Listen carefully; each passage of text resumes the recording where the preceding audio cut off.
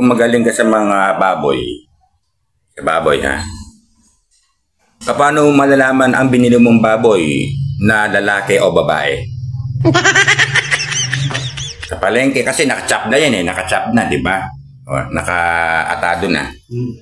So, paano mo malalaman na lalaki o babae ang binili mong baboy sa palengke? Malalaman mo yung lalaki. Pagka nakita mo yung balat niya, malipis yung balat kakuan. Lalaki yun. Yan. Pero pag makapal, babae yun. Ay, Balat. Ako, Tateber, sa ganyan na proseso, malalaman ko kagad na lalaki o babae ang binili kong baboy. Bakit? Ano? Sa timbangan lang at saka sa nagtitinda.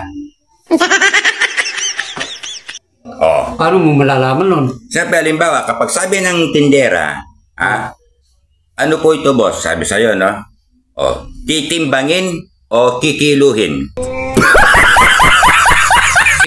Parehas lang yun Ano, ikaw naman? Titimbangin, kikiluhin.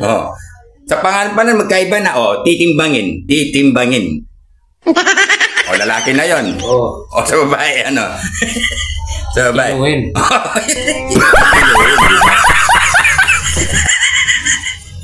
Mag-iba na nun. Malalaman mo talaga yung lalaki. Sa salita lang na titimbangin o kikiluhin. Kasi yung titimbangin, ayun ang lalaki. Yun. Pero kung kikiluhin, yun ang babae. Alam mo na, sa timbangan pa lang, alam mo na, di ba? Magkaiba Sa timbangan mo na malalaman pala yung baboy kung lalaki o babae. Di ba titimbangin? Di ba? Titimbangin, Titimbangin kasi mayroon titi. Titimbangin.